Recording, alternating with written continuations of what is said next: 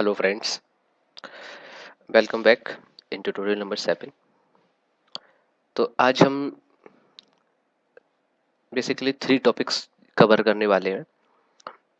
पहला टॉपिक है पार्टीशंस, दूसरा टॉपिक है स्वैप पार्टीशन और virtual partition and third topic है माउंटिंग। ओके, तो बेसिकली एक बार हम ब्रीफ में जान लेते हैं कि आज हम टोटली करने क्या वाले हैं। तो सबसे पहले हम पार्टीशंस क्रिएट करेंगे। सबसे पहले हम ये जानेंगे कि पार्टीशंस बनते कैसे हैं, बनाया कैसे जाता है, उनको फॉर्मेट कैसे किया जाता है, उन पे फाइल सिस्टम कैसे राइट किया जाता है, फिर उन्हें कैसे यूज़ में लाते हैं। ठीक है, जैसे आपने विंडोज़ में देखा होगा, जैसे हम माई कंप्यूटर ओपन करते हैं तो C drive, D drive, E drive, F drive आ जाती हैं। ऐसे ही हम जो नए पार्टीशंस क्रिएट करेंगे उनको किस तरह से यूजेबल बनाएंगे ताकि वो शो होने लगे माई कंप्यूटर पे। मतलब उन्हें हमें माउंट कराना पड़ता है। जैसे हम विंडोज़ में ड्राइव बनाते हैं और फॉर्मेट करते हैं तो वो ऑटोमेटिकली माई कंप्यूटर में शो होने लगती है, लेकिन ऐसा लिनक्स में नहीं होता है। तो लिनक्स में हमें माउंटिंग करानी पड़ती है, तब वो शो होती है माई कंप्यूटर पे।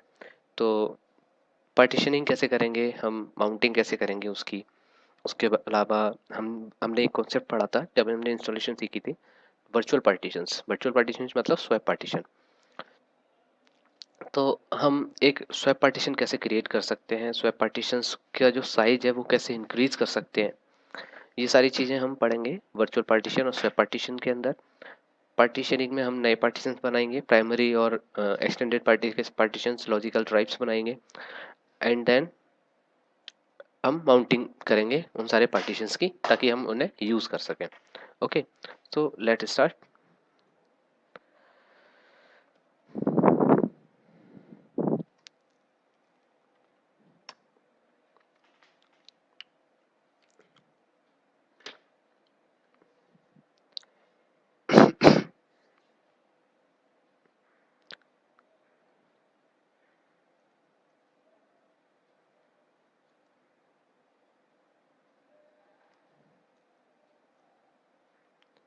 तो सबसे पहले हम कुछ बेसिक्स जान लेते हैं अपने सिस्टम के पार्टीशनिंग से रिलेटेड कि क्या क्या कुछ बेसिक्स होते हैं। तो हम सबसे पहले फाइल ओपन कर लेते हैं। तो आज जो हम पढ़ने वाले हैं वो है पार्टीशनिंग। और पार्टीशंस जो है हमारे दो तरह के होते हैं। दो चीज़ें होती हैं, एक चीज़ होती है पार्टीशन एंड दूसरी होती है ड्राइव। ठीक है, तो हम सबसे पहले पार्टीशंस बनाते हैं। पार्टीशंस के अंदर हम ड्राइव्स क्रिएट करते हैं और हम ड्राइव्स को यूज़ करते हैं टू स्टोर डेटा। ठीक है,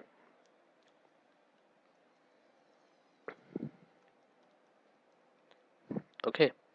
तो सबसे पहले हमारे पास दो तरह के पार्टीशंस होते हैं, प्राइमरी पार्टीशंस और एक्सटेंडेड पार्टीशंस।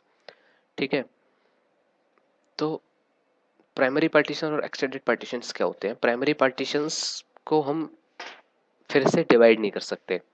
मतलब पार्टीशंस, प्राइमरी पार्टीशन का हम फिर से डिवाइड करके कोई ड्राइव्स नहीं बना सकते। लेकिन एक्सटेंडेड पार्टीशंस, अगर कोई एक्सटेंडेड पार्टीशन है तो हम उसको डिफरेंट डिफरेंट साइज में डिवाइड करके उसकी लॉजिकल ड्राइव्स बना सकते हैं। उन लॉजिकल ड्राइव्स को यूज़ कर सकते हैं टू स्टोर डेटा।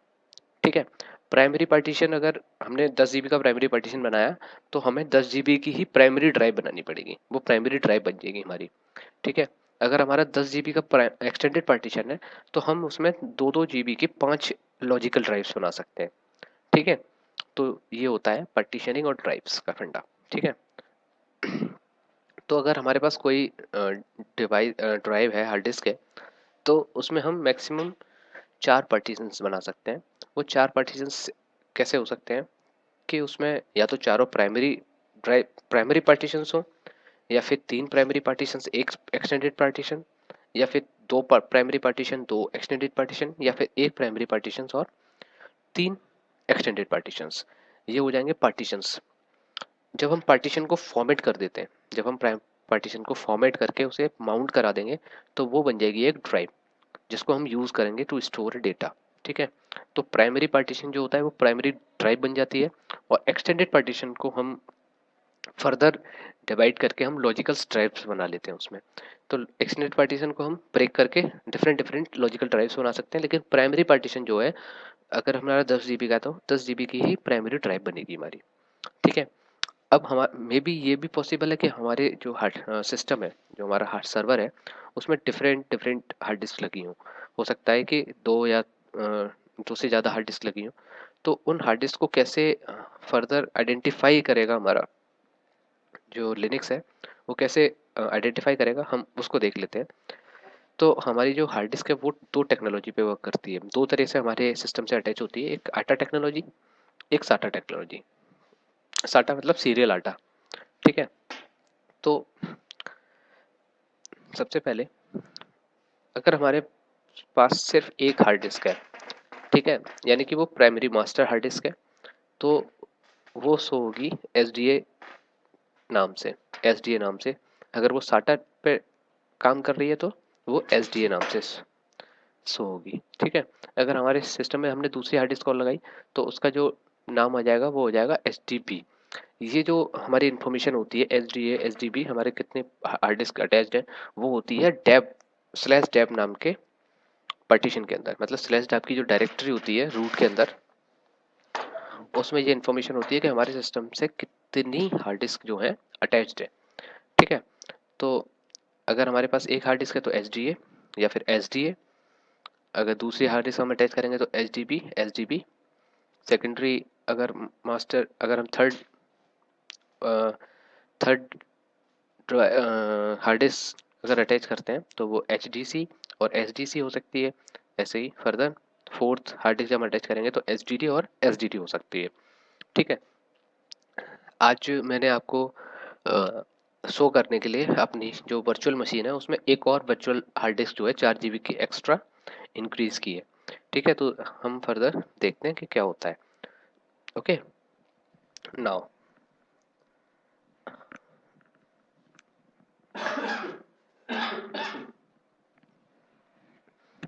तो हम सबसे पहले देख लेते हैं। हम सबसे पहले एक आज यू एफ डिस्क कमांड का यूज़ करेंगे। एफ डिस्क क्या है? एफ डिस्क एक यूटिलिटी है जो कि पार्टीशन क्रिएट करना, पार्टीशन डिलीट करना, उसकी इंफॉर्मेशन लेना, उनके फाइल सिस्टम को चेंज करना, एंड मतलब काफ़ी चीज़ों के लिए यूज़ की जाती है। तो एफ डिस्क जो है एक यूटिलिटी है। ठीक है। तो एफ डिस्क सबसे पहले मेरे को ये जानना है कि हमारे सिस्टम में कितनी हार्ड डिस्क अटैच्ड है और उनके कितने कितने पार्टीशंस क्रिएटेड हैं। ठीक है। तो हमारे पास एक कमांड होती है एफ डिस्क हाइफन एल। इसको जब हम चलाएंगे तो हमारे पास इसकी इन्फॉर्मेशन आ जाएगी कि हमारे सिस्टम में कितनी हार्ड डिस्क अटैच है और कितने पार्टीशंस उसके क्रिएटेड है। तो हमारी सबसे पहले हार्ड डिस्क आई dev H D A. Dev H D A मतलब पहली हार्ड डिस्क 16 GB की है। ठीक है। ये उसकी इन्फॉर्मेशन है। अब उसके ये पार्टीशंस है, ये 5 पार्टीशंस उसके जो है बनाए हुए हैं। ठीक है। तो सबसे पहला पार्टीशन है S D A one. Asterisk boot के आगे लगा है, मतलब ये बूटेबल पार्टीशन है, बूट पार्टीशन है। ठीक है। स्टार्ट और एंड क्या है? ये सिलेंडर लिमिट्स है, मतलब सिलेंडर लिमिट्स स्टार्ट कहाँ से हो रही है और सिलेंडर लिमिट्स एंड कहाँ तक हो रही है। ब्लॉक्स, ब्लॉक्स का मतलब है उसका साइज क्या है उस पार्टीशन का, यानी कि ये क्या है 10 GB का पार्टीशन है। ठीक है। सॉरी 1 GB का पार्टीशन है। यस, एक GB का पार्टीशन है। ठीक है। 83 आईडी का मतलब है कि ये ext4 फाइल सिस्टम पे काम कर रहा है। आईडी 83 जो है ext4 को रिप्रेजेंट करती है। सिस्टम यानी कि लिनक्स, मतलब किस सिस्टम के लिए है? लिनक्स के लिए है, स्वैप है या एक्सटेंडेड है। लिनक्स का मतलब बेसिकली वो प्राइमरी पार्टीशन है और ext4 से सब फॉर्मेटेड है पार्टीशन। ठीक है। नाउ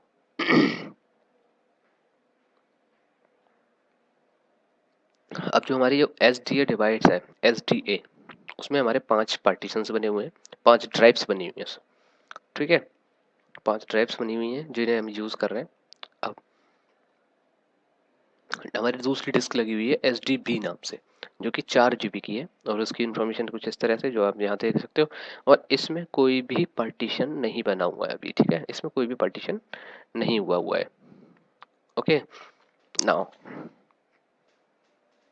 अब अगर हम चाहते हैं कुछ नए पार्टीशंस क्रिएट करना इन अदर डिवाइस। देखिए यहाँ पे जो है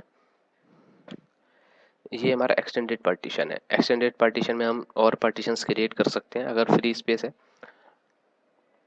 बट हम जो है हम HDB यूज़ करेंगे, दूसरी हार्ड डिस्क यूज़ करेंगे पार्टीशन करने के लिए। लेकिन आप उसी डिस्क में भी अगर फ्री स्पेस है तो उसको भी यूज़ कर सकते हो पार्टीशन करने के लिए, ठीक है। तो अगर हमें पार्टीशन करने हैं तो हमने यूटिलिटी का नाम पढ़ा था एफ डिस्क, ठीक है। अब हमें किस ड्राइव में, किस हार्ड ड्राइव में पार्टीशंस क्रिएट करने हैं उसका नाम, तो डैम, उसका मतलब लोकेशन क्या है उस हार्ड डिस्क की, तो डैम SDB, ठीक है। एंटर। अब जैसे ही आप एंटर प्रेस करोगे तो एक प्रॉम्प्ट आ जाएगा आपके पास, कमांड और M फॉर हेल्प, ठीक है। जब जैसे आप M प्रेस करोगे एक टेबल आएगी, हेल्प टेबल, और इसमें आपको कुछ सजेशंस दिए होंगे कि आप इन इन लेटर्स से या फिर इस अल्फ़ाबेट से आप ये काम कर सकते हो। जैसे N से नया पार्टीशन बना सकते हो, P से प्रिंट कर सकते हो, W से उसको सेव कर सकते हो।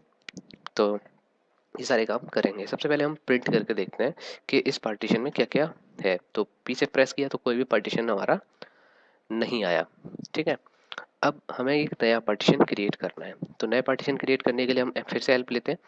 तो N से जो है हमारा नया पार्टीशन बन रहा है, तो हमने N प्रेस किया। अब ये पूछ रहा है कि हमें एक्सटेंडेड पार्टीशन बनाना है या प्राइमरी पार्टीशन बनाना है। तो प्राइमरी पार्टीशन बनाना है हमें सबसे पहले, तो हमने P प्रेस कर दिया, ठीक है। अब पार्टीशन नंबर क्या होता है, मैंने बताया था कि सिर्फ 4 पार्टीशंस हो सकते हैं हमारे, तो मैक्सिमम 4 पार्टीशंस हो सकते हैं। तो हमने क्या किया कि पहला पार्टीशन दे दिया, पार्टीशन नंबर 1। अब ये पूछ रहा है कि सिलेंडर लिमिट्स क्या है, तो डिफ़ॉल्ट वैल्यू क्या सेट है 1। मतलब सिलेंडर वैल्यू का मतलब क्या है कि वो जो हमारी हार्ड डिस्क है उस पे कितना स्पेस लेना है, तो कहाँ से स्टार्ट करेगा और कहाँ तक एंड करेगा, वो लिमिट पूछ रहा है, सिलेंडर लिमिट। तो डिफ़ॉल्ट वैल्यू उसने 1 सेलेक्ट कर ली, तो हमने एंटर प्रेस करके उसको ही रहने दिया कि डिफ़ॉल्ट वैल्यू 1 ही है, ठीक है। एंटर प्रेस कर दिया वहाँ पे। अब लास्ट जो सिलेंडर वैल्यू है, या तो हम वहाँ पे जो है सिलेंडर वैल्यू दें या फिर उसका साइज़ है इन मेगाबाइट, गीगाबाइट और किलोबाइट में, ठीक है। तो मैं जो है +1G मतलब 1 GB का स्पेस दे देता हूँ, ठीक है।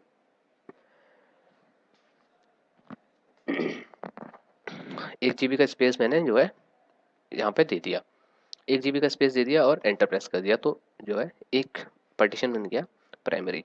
मैं P से फिर से प्रिंट कर लेता हूँ। देखिए पहला पार्टीशन बन गया SD1, SDB1 जो कि 1 GB का है, उसको ID मिली 83 और सिस्टम जो है लिनक्स टाइप।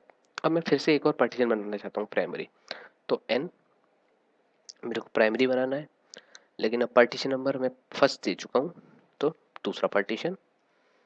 अब जो डिफ़ॉल्ट वैल्यू 133 सेट हो गई, क्योंकि पहला पार्टीशन जो 132 पे एंड हो गया था, तो 133 जो है ऑटोमेटिकली सेट हो गई। तो मैं इसको एंटर कर देता हूँ ताकि वो 133 को ही सेट कर ले ना। मैं जो है फिर से 1 GB का पार्टीशन बना देता हूँ, ठीक है। फिर से P प्रेस करता हूँ, देखिए एक और पार्टीशन बन गया। अब मेरे को फिर से एक पार्टीशन बनाना है जो कि एक्सटेंडेड पार्टीशन हो, तो extended partition, partition number 3, enter. इसको भी मैंने दे दिया 1 GB, ठीक है। मैंने फिर से P प्रेस किया, देखा नाउ, देखिए 3 पार्टीशन क्रिएट हो गए।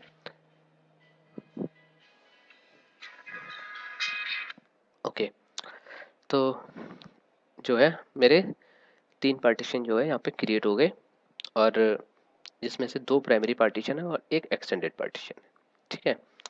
अब मैं ये चाह रहा हूँ कि जो एक्सटेंडेड पार्टीशन है, मैंने बोला था कि प्राइमरी पार्टीशंस के भी हम जो है प्राइमरी पार्टीशन को फर्दर डिवाइड नहीं कर सकते, लेकिन एक्सटेंडेड पार्टीशन को मैं फर्दर डिवाइड करके लॉजिकल पार्टीशंस क्रिएट कर सकता हूँ। तो मैं फर्दर एक नया पार्टीशन बनाऊंगा। अब देखो जब मैंने एक एक्सटेंडेड पार्टीशन बना लिया, तो यहाँ पे आके जो है मेरा चेंज हो गया ऑप्शन। अब पूछ रहा है लॉजिकल बनाना है प्राइमरी बनाना है, तो मेरे को लॉजिकल बनाना है। एल बनाना है। फर्स्ट सिलेंडर 265 सेलेक्ट है ऑटोमेटिकली, ठीक है। 265 सिलेक्टेड है। अब मेरे को ये बनाना है 500 MB का, क्योंकि मेरे पास ओवरऑल 1 GB का पार्टीशन है। मैंने 500 MB का एक पार्टीशन क्रिएट कर दिया। ठीक है, मैंने P प्रेस किया। देखिए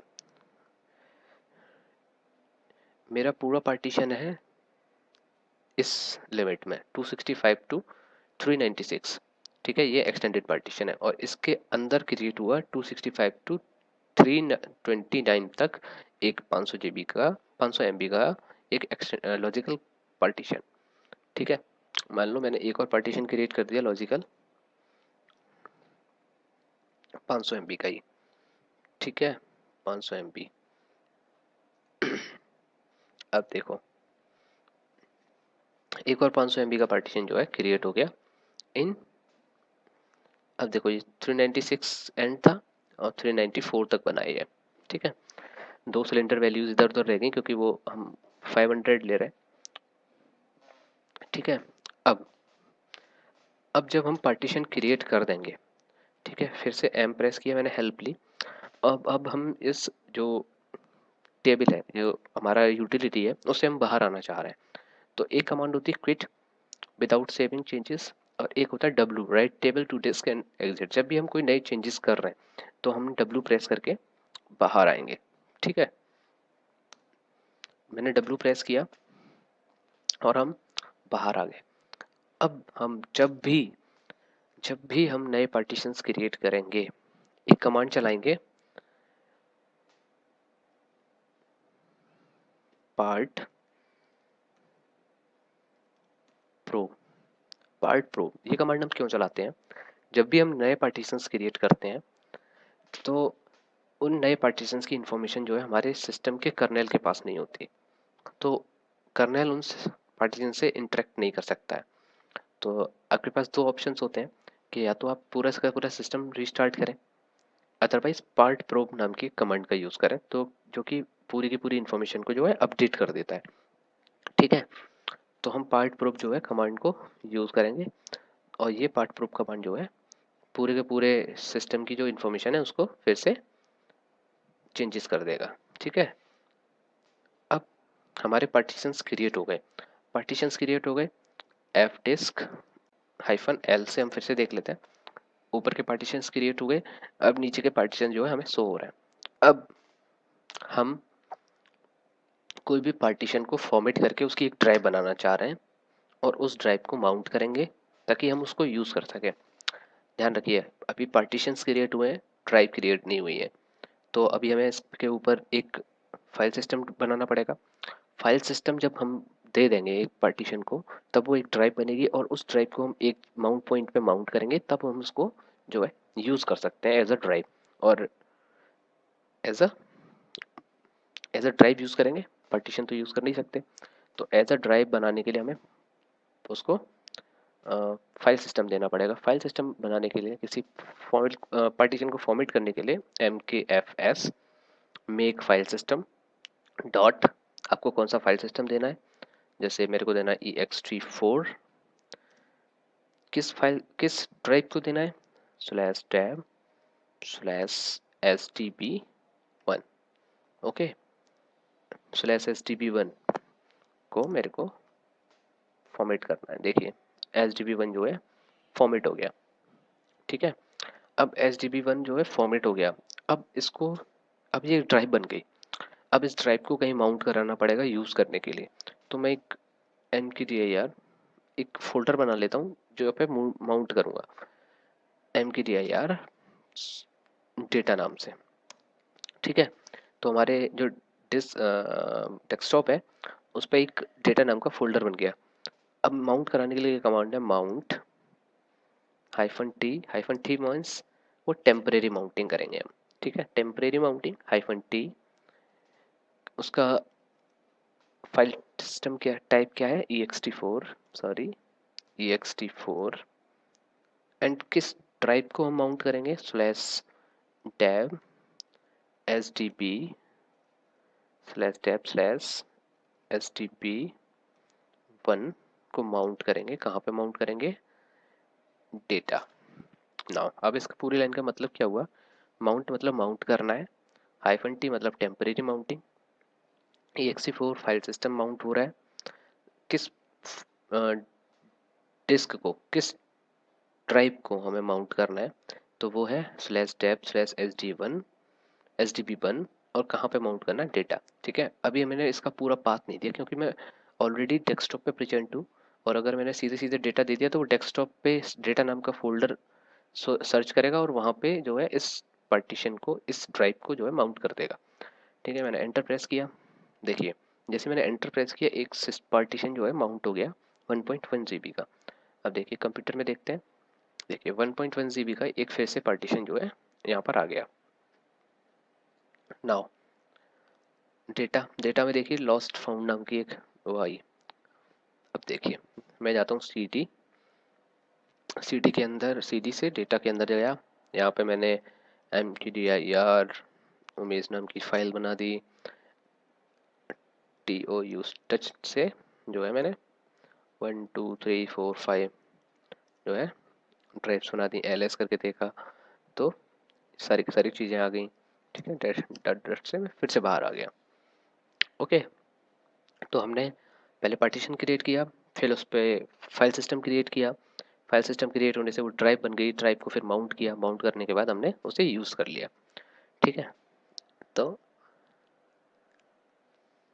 हम इसको अगर अनमाउंट करना चाहते हैं, अनमाउंट करने के लिए क्या कमांड होती है, यू माउंट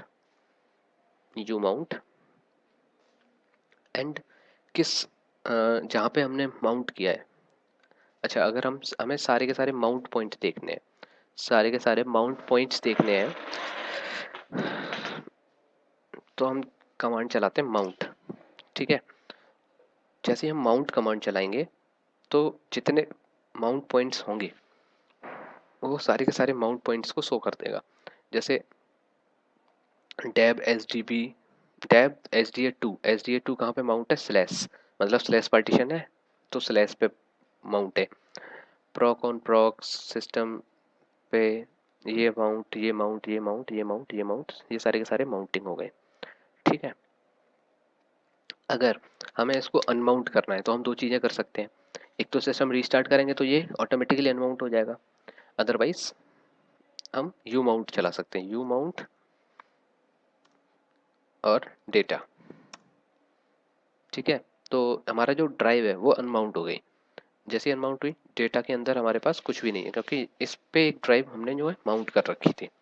ओके, तो अभी हम माउंट पूरा पढ़ेंगे, फिर से थोड़ा सा अच्छे से जानेंगे, तो हम देखते हैं कि कैसे वर्क होता है माउंट का। ठीक है, तब हम ये जो हमने टेम्परेरी माउंटिंग की, इसकी परमानेंट माउंटिंग भी देखेंगे। ओके, नाउ अगर हमें स्वैप पार्टीशन क्रिएट करना है, अगर हमें स्वैप पार्टीशन क्रिएट करना है तो हम किस तरह से,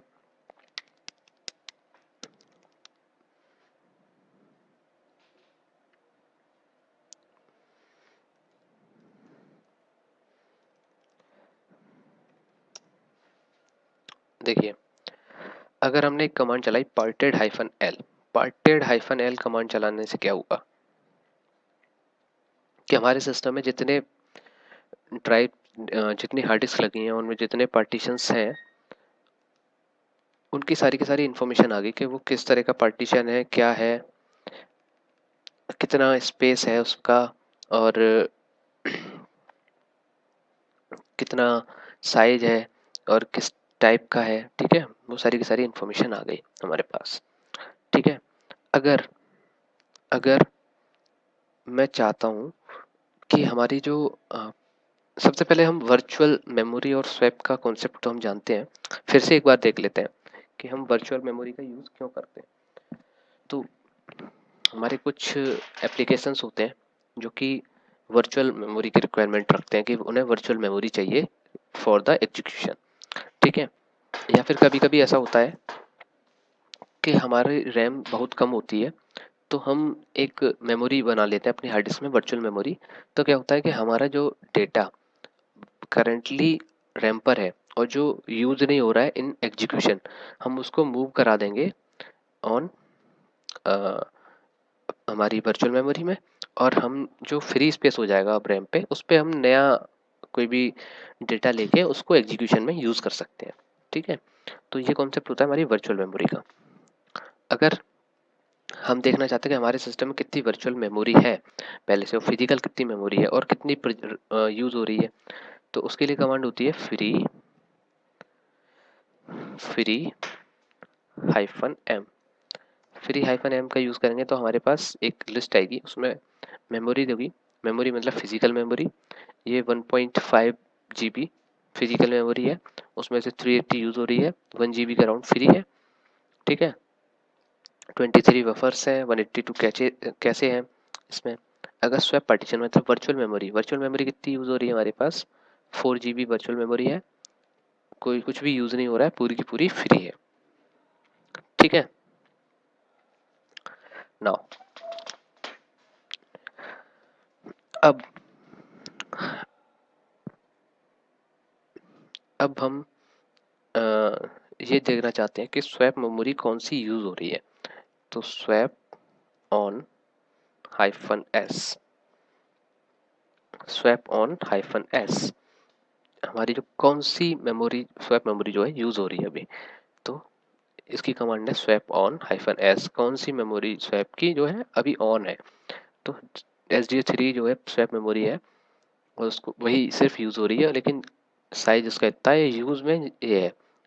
ठीक है, हो सकता है कि हमारे सिस्टम में दो या दो से ज़्यादा स्वैप मेमोरीज हों, लेकिन उनमें से अभी सिर्फ ये ही स्वैप मेमोरी जो है यूज़ हो रही है। ओके, एक और कमांड होती है swap on hyphen A. Now अब मैं fdisk हाइफन एल,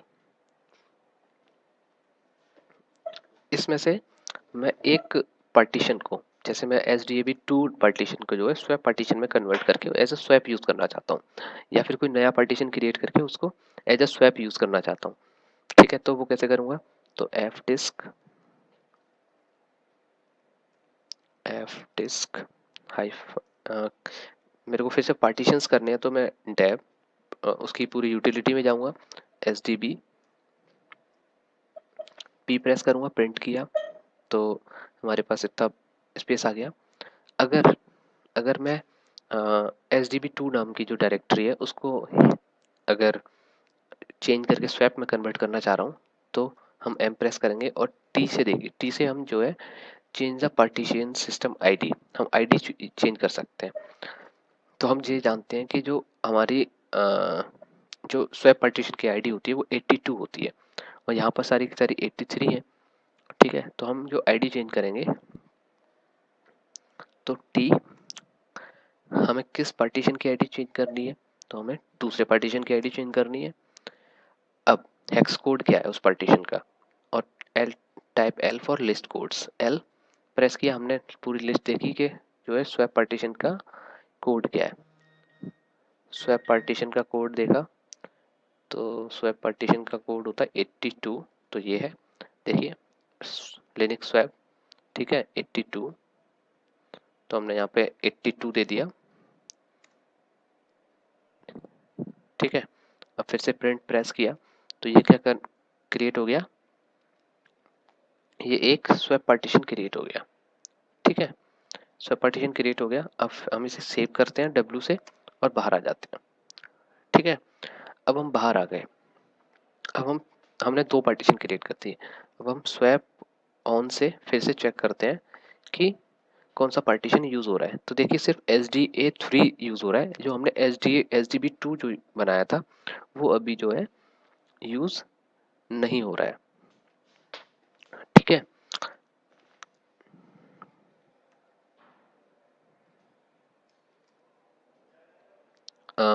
अब इसके लिए हमें क्या करना पड़ेगा, एक एंट्री करनी पड़ेगी, परमानेंट माउंटिंग करनी पड़ेगी इसकी। तो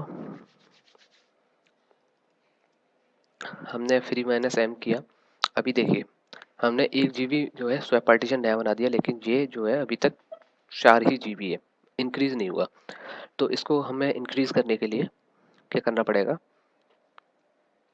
कि परमानेंट माउंटिंग करनी पड़ेगी, ETC और एफ स्टेप में एंट्री करनी पड़ेगी। देखिए यहाँ पे जो है स्वैप पार्टीशन की एंट्री जो है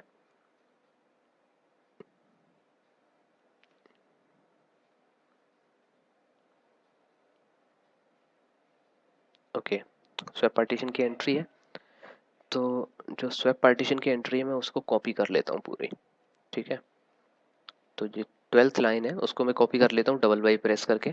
हमने सब पढ़ चुके हैं हम VIM एडिटर वाले चैप्टर में कि VIM एडिटर में हम कैसे कॉपी करते हैं, कैसे पेस्ट करते हैं, और उसको 13th लाइन पे जाके मैं पेस्ट कर देता हूँ। ओके,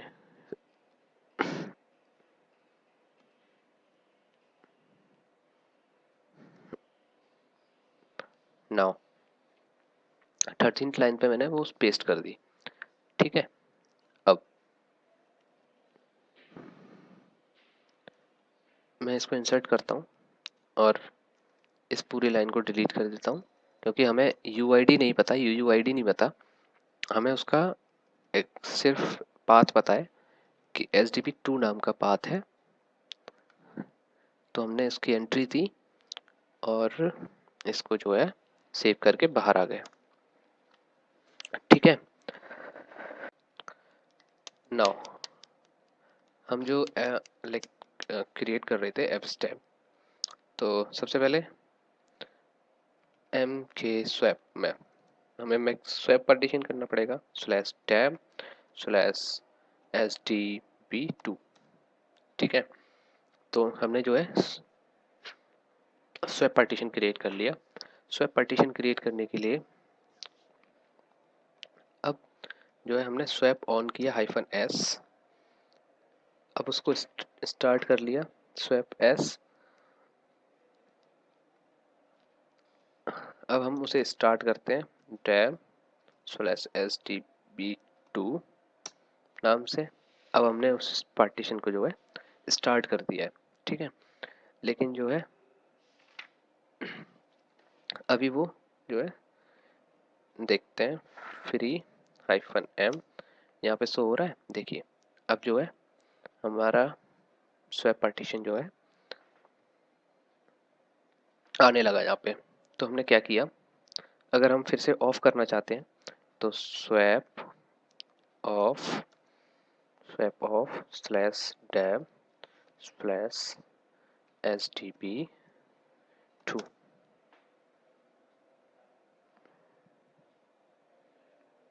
SPD हो गया, सॉरी SDB होता है DB2।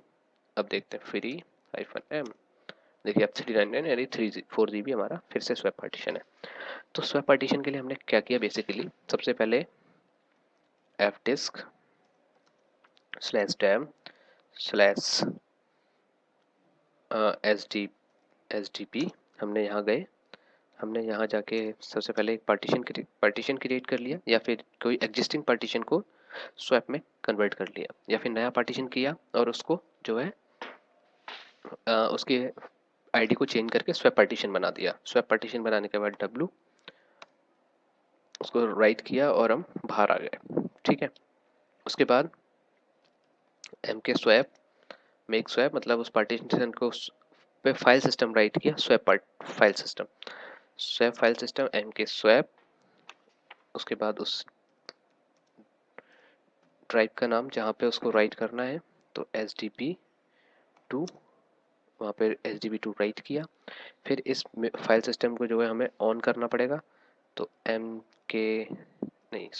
स्वैप ऑन -a/tab/SDB2 इसको ऑन कर दिया। ऑन करते ही क्या हुआ, ये जो है वहाँ पे ऐड हो गया -m। देखिए अब अगर हम देखना चाहते हैं कि कौन सा पार्टीशन यूज हो रहा है, तो स्वैप ऑन -s, देखिए दोनों यूज हो रहे हैं और दोनों का 0 0 यूज हो रहा है। कोई भी पार्टीशन यानी कि हमारे सिस्टम में दो स्वैप पार्टीशन एग्जिस्ट करते हैं, वो दोनों की दोनों यूज हो रहे हैं अभी। अब फिर से मैं अगर इसको ऑफ करना चाहूँ, जो हमने अभी स्वैप पार्टीशन ऑफ बनाया है, तो स्वैप ऑफ/tab/SDB2, ओके, देन -m, देखिए फिर से ये 4 GB हो गया।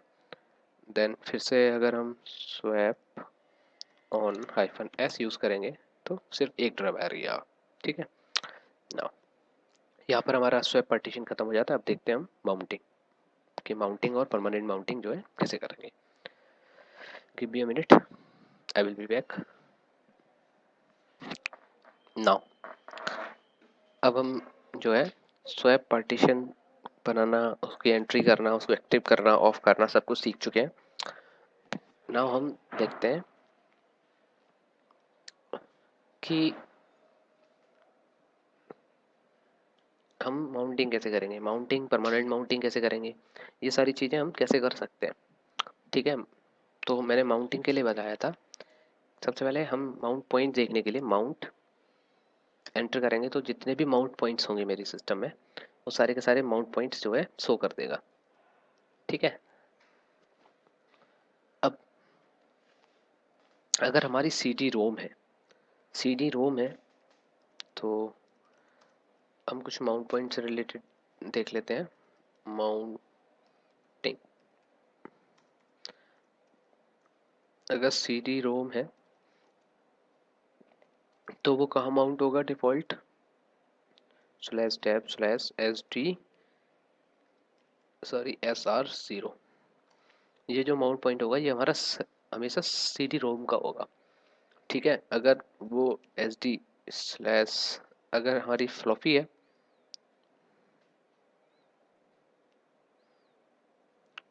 फ्लॉपी है हमारी, तो जो हमारा माउंट पॉइंट होगा वो स्लैश टैब स्लैश FD0 और स्लैश टैब स्लैश HPET।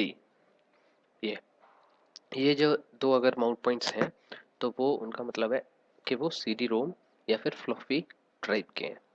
ठीक है, नाउ इसको हम जो है सेव करके बाहर आ जाते हैं। अब देखिए मैंने पहले मैं क्लियर कर लेता हूँ माउंट।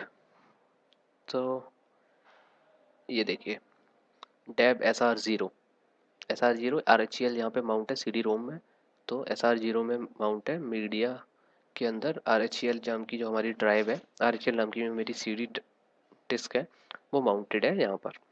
ठीक है, तो ये हमेशा CD रोम का होता है, सी डैब SR0।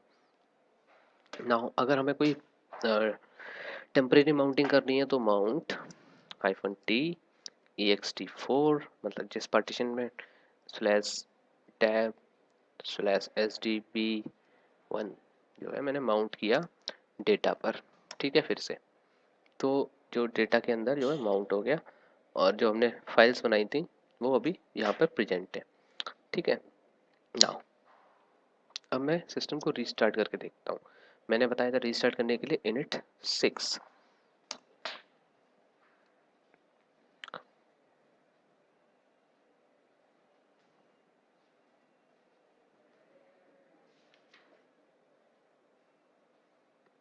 जब भी हम परमानेंट माउंटिंग करेंगे तो वो रीस्टार्ट करने के बाद सिस्टम जो है ऑटोमेटिकली रिमूव हो जाएगी, वो माउंटिंग वहाँ पे परमानेंट नहीं रहेगी। ठीक है,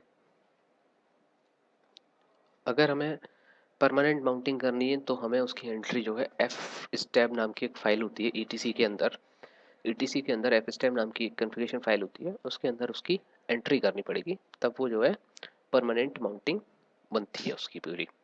ठीक है, तो अभी अभी देख लेते हैं, सिस्टम रीस्टार्ट हो जाएगा।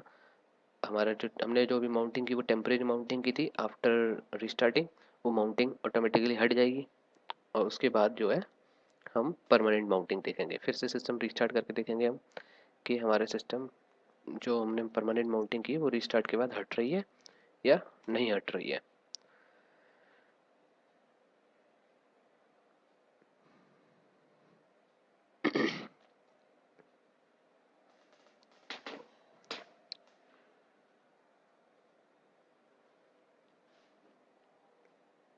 ओके, देखिए अब मैंने सिस्टम रिस्टार्ट किया तो डेटा के अंदर कुछ भी नहीं है, मतलब जो हमारी माउंटिंग थी वो जो है हट चुकी है, यानी कि वो टेम्परेरी माउंटिंग थी। अब मैं चाहता हूँ कि जो डेटा वाली जो माउंटिंग मैंने की वो परमानेंट माउंटिंग हो जाए, तो परमानेंट माउंटिंग के लिए मेरे को जो एंट्री करनी पड़ेगी वो ETC एफ स्टेप नाम की एक फाइल के अंदर जो है मेरी उसकी उस फाइल की जो है एंट्री करनी पड़ेगी। ठीक है।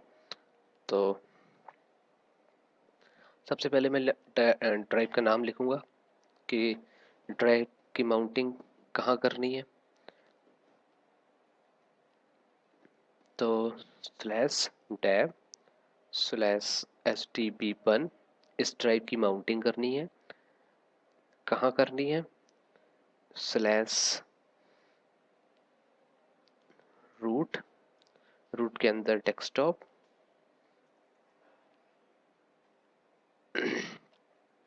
ये इसका पूरा पाथ का, तो इसका पाथ क्या है?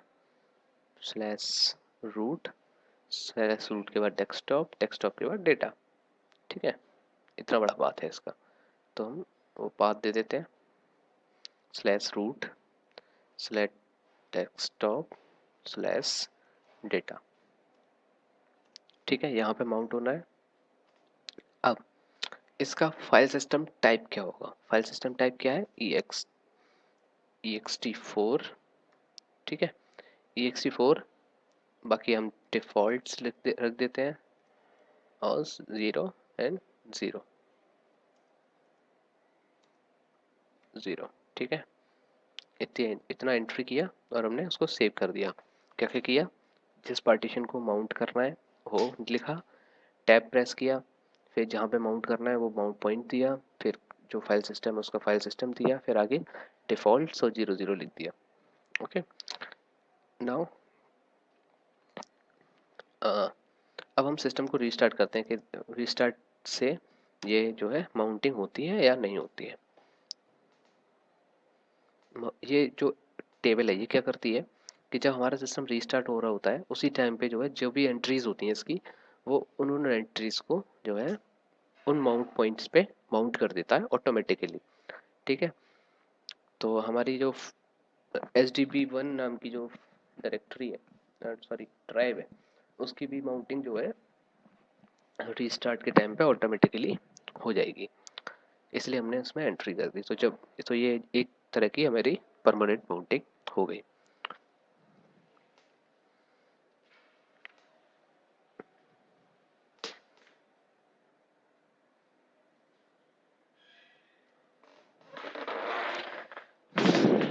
नाउ देखते हैं, फिर से ओपन करते हैं रूट, पासवर्ड देते हैं,